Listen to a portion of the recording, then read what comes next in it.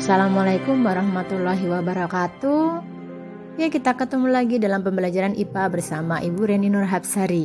Untuk kesempatan kali ini kita akan belajar tentang sistem reproduksi pada manusia. Assalamualaikum warahmatullahi wabarakatuh. Oke, kita ketemu lagi di pelajaran IPA kelas 9 di bab 1, yaitu sistem reproduksi pada manusia. Pada bagian yang dipelajari adalah yang pertama ada pembelahan sel, kemudian yang kedua struktur dan fungsi sistem reproduksi pada manusia, kemudian yang ketiga adalah organ reproduksi pada manusia. Nah, yang pertama adalah pembelahan sel. Di sini jenis pembelahan sel ada pembelahan mitosis dan meiosis. Apa sih bedanya pembelahan mitosis dan meiosis? Di sini ada amoeba. Nah, amoeba itu dia adalah membelah diri. Nah, contohnya di sini kalau mitosis dia mengalami satu kali pembelahan. Ya, satu kali pembelahan. Kemudian kalau meiosis dia mengalami dua kali pembelahan. Ya, yang pertama di sini. Nah, di sini pembelahan yang pertama, ya, meiosis 1, kemudian dia akan membelah meiosis yang kedua. Oke. Nah, ini penjelasannya. Pada pembelahan secara mitosis itu menghasilkan dua sel anakan yang dengan materi genetik yang identik dari sel induk. Jadi identik itu sama. Jadi pembelahan secara mitosis menghasilkan dua sel anakan yang materi genetiknya yang identik dengan dari sel induk. Kemudian yang kedua, pembelahan secara mitosis itu terjadi pada organisme yang mengalami pertumbuhan, perbaikan atau reproduksi aseksual. Oke, jumlah kromosom sel anakan adalah 2N atau disebut dengan diploid. Siklus hidup sel dibagi menjadi dua fase, yaitu pertumbuhan atau interfase dan fase pembelahan. Nah, ini ada tahap-tahap mitosis, yaitu ada interfase, kemudian dia akan berkembang menjadi profase, kemudian menjadi metafase, dari metafase dia akan menjadi anafase, kemudian terakhir pada telofase. Oke, selanjutnya fase pertumbuhan atau interfase. Pada tahap persiapan pada setiap sel yang akan melakukan pembelahan, tahap yang paling lama dalam siklus sel. Nah, terjadi proses metabolisme yang tidak berpengaruh dalam perubahan morfologi sel. Terdiri dari 3 fase, yaitu pada G1, gap 1, kemudian ada sintesis, kemudian ada gap yang kedua. Pada fase G1 ini terjadi pertumbuhan organel-organel sel dan pertumbuhan sel. Jadi pada gap 1 di sini terjadi pembentukan organel-organel sel dan pertumbuhan sel. Kemudian dia akan berkembang menjadi fase S. Di sini terjadi proses replikasi DNA, replikasi turunan.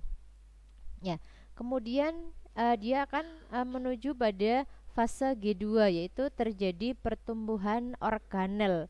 Maka di sini akan terjadi pertumbuhan organel. Ini adalah pada pada interfase. Oke. Selanjutnya pada profase, pada tahap profase, nah, benang-benang kromatin akan memendek.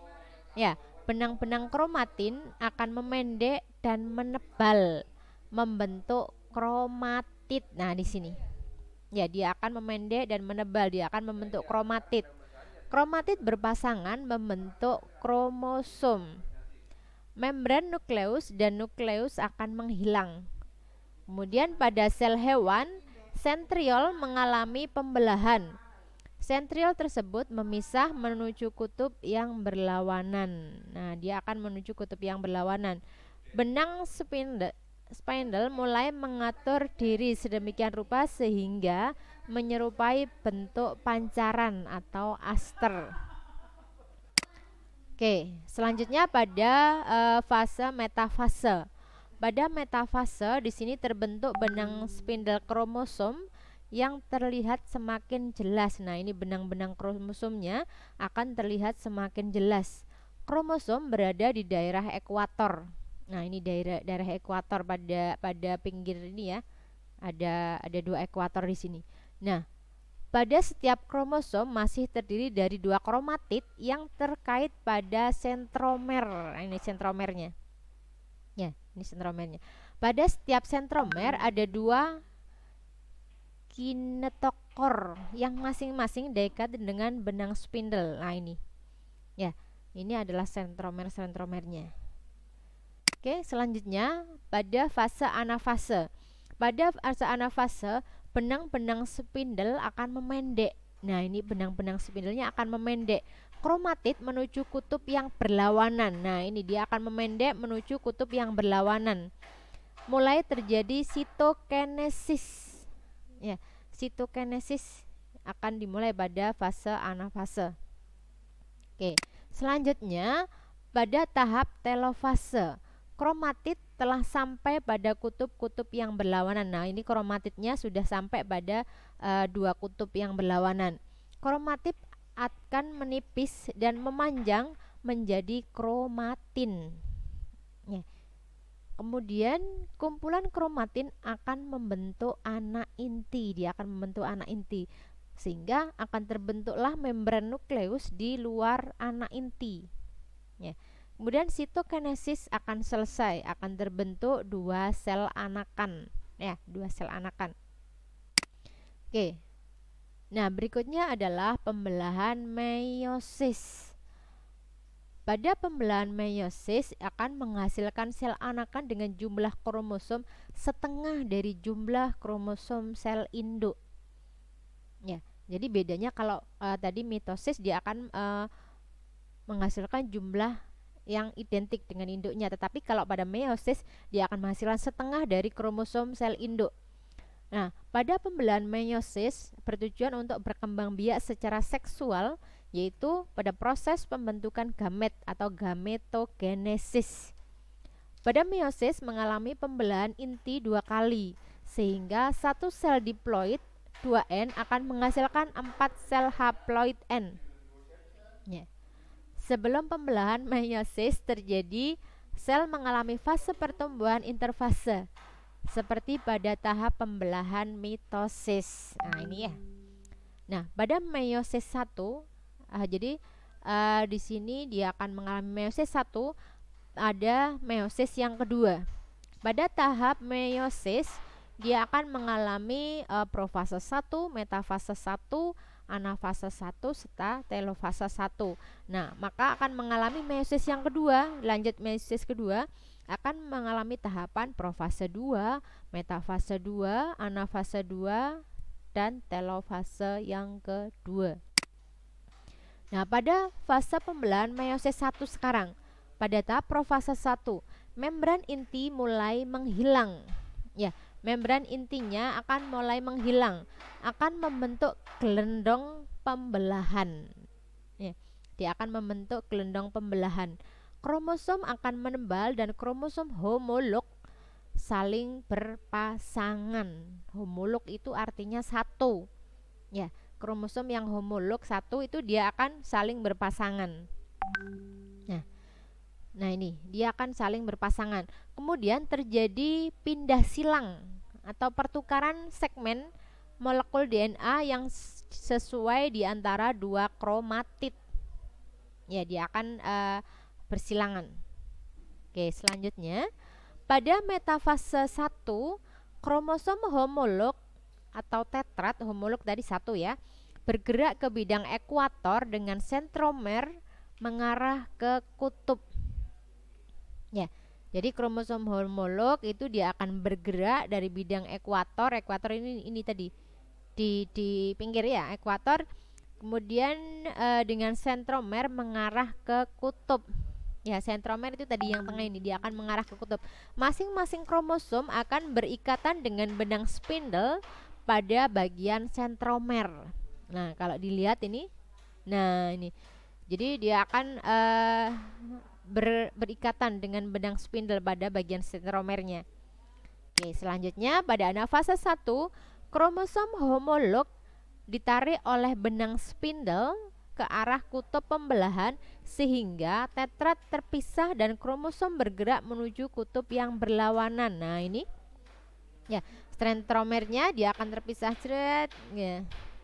Ya, dia akan menuju ke kutub yang berlawanan. Kemudian membran sel mulai akan melekuk. Nah, ini kan ya, dia akan mulai melekuk di bagian tengahnya. Selanjutnya, tujuan pada anafase 1 yaitu membagi isi kromosom diploid menjadi haploid. Jadi diploid ini tadi 2N, sedangkan haploid menjadi N. Ya, jadi dari 2N dia akan menjadi setengah dari sel induk menjadi haploid, dari diploid akan menjadi haploid. Oke. Selanjutnya pada telofase 1, retikulum endoplasma akan membentuk membran inti di sekitar kelompok kromosom pada kutub pembelahan. Nukleus mulai akan terbentuk. Nukleus itu adalah inti. Kemudian terjadi sitokinesis, yaitu pembelahan sitoplasma menjadi 2 bagian sehingga akan terbentuk 2 sel anakan dengan kromosom yang sudah haploid, yaitu N. Pada fase profase yang kedua, ini kita akan lanjut pada fase pembelahan meiosis 2, yaitu yang tahap pertama adalah profase yang kedua. Membran nukleus dan nukleus mulai menghilang kembali. Ya, nukleus, membran nukleus dan nukleus mulai dia akan menghilang. Kemudian sentromer akan membelah dan sepasang sentriol akan terpisah menuju kutub-kutub yang berlawanan. Nah, di sini, nah dia akan menuju kutub yang berlawanan. Di antara keduanya akan muncul benang spindle yang memancar dari kedua sentriol. Nah, ini ya dia akan muncul. Nah, ini ada pancaran yang nanti dia akan ini benang spindlenya memancar dari 2 sentriol ini. Kemudian waktu ini lebih singkat dibanding pada tahap lainnya. Oke, selanjutnya pada fase metafase yang kedua. Setiap kromosom haploid berisi 2 kromatid. Ya. Jadi setiap kromosom yang haploid akan berisi 2 kromatid yang tertarik pada bidang ekuator. Ini bidang ekuatornya. Terbentuk benang-benang spindle. Salah satu ujungnya dia akan melekat pada sentromer. Nah, di sini dia akan melekat pada sentromer, khususnya di bagian kinetokor, dan ujung lainnya akan membentang menuju kutub pembelahan yang berlawanan. Nah, ini ya. Oke, selanjutnya pada fase anafase yang kedua, spindle akan menarik kromatid. Nah, ini spindle akan menarik kromatid menuju kutub pembelahan yang berlawanan. Nah, kedua kromatid akan bergerak menuju kutub yang berbeda. Nah, ini dia akan bergerak menuju kutub yang berbeda. Pada akhir anafase, pembelahan sel akan mulai melekuk. Nah, ini adalah pada anafase yang kedua. Selanjutnya pada telofase yang kedua, kromatid di kutub berubah menjadi benang-benang kromatin. Ya, kromatidnya akan berubah menjadi benang-benang kromatin. Membran nukleus dan inti haploid akan terbentuk. Ya, jadi membran nukleus dan inti haploid akan mulai terbentuk. Kromosom akan menipis dan memanjang. Nah, ini kromosom akan menipis dan memanjang menjadi benang-benang kromatin. Ya, jadi dia akan menipis kemudian akan memanjang akan menjadi benang-benang kromatin. Terjadi sitokinesis sehingga terbentuk 4 sel anakan yang masing-masing adalah haploid.